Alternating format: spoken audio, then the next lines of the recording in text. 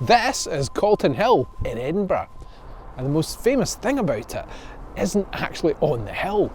This is probably the view most people have seen of Edinburgh, but it's not even the best view from Calton Hill. It is a little bit cold today. It's -4, which doesn't sound that cold in certain parts of the world, but it's pretty humid here, so when it gets cold, it's pretty grim. Just need to keep walking and talking to stay warm. I love this hill for a whole bunch of reasons. It's probably my favourite. The poet Hugh MacDiarmid once described Edinburgh as a mad god's dream, but to me this kind of looks more like the contents of a nutty professor's head. It's just a neoclassical hodgepodge of science and history and folly. If it could talk, I'm pretty sure it would ask for a tweed jacket with a pair of elbow patches and a freshly loaded pipe. The hill formed around a displaced rock fragment from a volcanic eruption where Arthur's Seat is now, around 350 million years ago, give or take. Today though, it's part of a UNESCO World Heritage Site, along with the Old Town and the New Town of Edinburgh. Most people have probably seen Calton Hill without realising it. It's the image you see whenever they're trying to show you Edinburgh on the news. If you Google Edinburgh, literally half the images that come up on the main page are the view looking out over the Dugald Stewart Monument and beyond to the clock on the Balmoral Hotel, Princes Street, the castle and some currently very snow-capped Pentland Hills. But maybe the most recognisable thing on the hill itself is over there. This is Scotland's national monument. The inscription says it's a memorial of the past and an incentive to the future heroism of the men of Scotland. It was conceived as a memorial to the soldiers and sailors who lost their lives in the Napoleonic Wars. And it was supposed to be an accurate model of the Parthenon in Athens and turn the top of this hill into the Athenian Acropolis. Ironically, the man who first proposed it, Thomas Bruce, the 7th Earl of Elgin, would later take the marble sculptures from the original temple. In January 1822, a fund was started with the aim of raising £42,000. That's about 4.5 million in today's money. They managed to get 16,000 in total, and there was talk of a government grant for another 10k. The monument was intended to be used as a place of worship, with catacombs where the great and the good could be interred. It should have been a faithful copy of the original.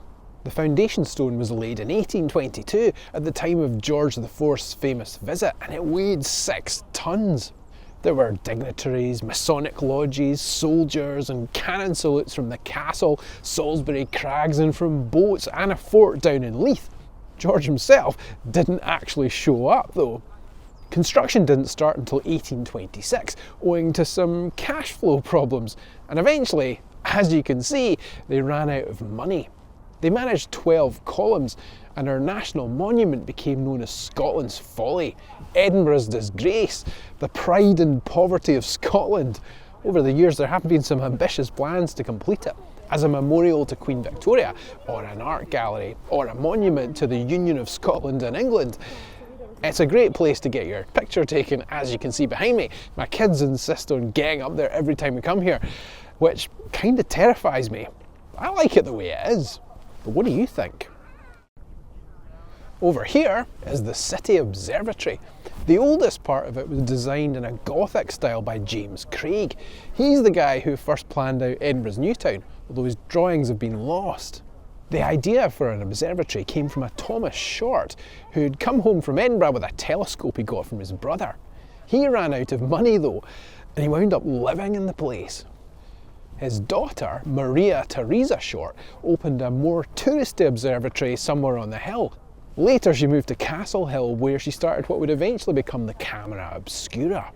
The most iconic part of the observatory is probably the middle section. It was penned by William Henry Playfair, the man who is partly responsible for the design of the National Monument and for a lot of how Edinburgh looks today. You can see his work in most of my Edinburgh videos, and I now realise most of my favourite buildings were his designs. It's based really loosely on the Temple of the Winds in Athens. Work started in 1818. There was a lot going on up here in the early 19th century. All this Greek-inspired architecture helped cement Edinburgh's claim as the Athens of the North. The city was bursting with new ideas in science, and medicine and philosophy, in a time that would become known as the Enlightenment. The observatory's been open to the public since 2018, and these days it's a contemporary arts centre with shops and a very swanky restaurant. But my favourite bit of Calton Hill is this.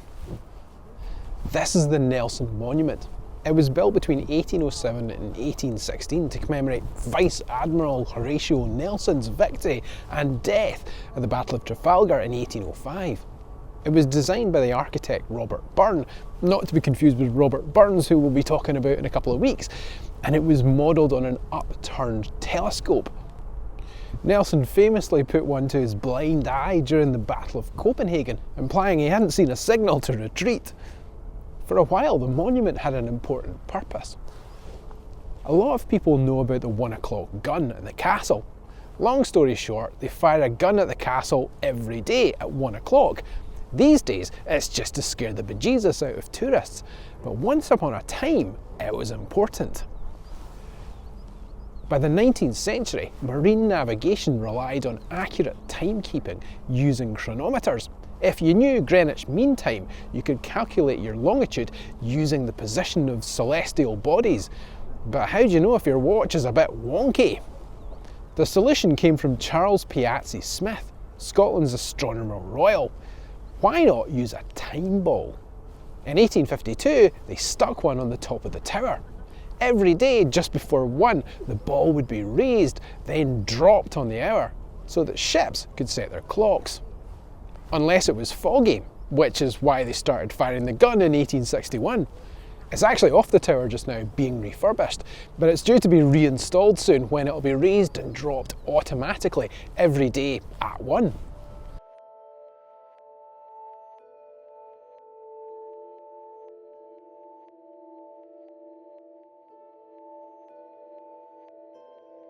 And this is the best view, or maybe best set of views, on Calton Hill. The tower's been closed for a while getting some work done, and it's good to be back. Up here you can see how Edinburgh was formed by a volcano by Arthur's Seat. You can see the castle in the new town and the old town. You can see the impact of the railway.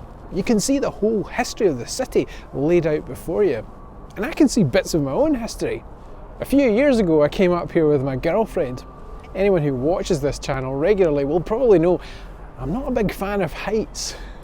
I'm pushing myself a bit these days, so I brought Caroline up here and I hammed it up a bit. Dropped to my knees, then one knee, then popped the question. She said yes, luckily. I'm still not sure how or why I got away with that. The other day we were up here and discovered the monument was open again, so we came back with our 3 kids. Like so much of Edinburgh, the monument is something you could easily pass by when you come here, looking at the big draws like the castle. But if you get the chance, the views are well worth the £6, the climb and even the shaking legs.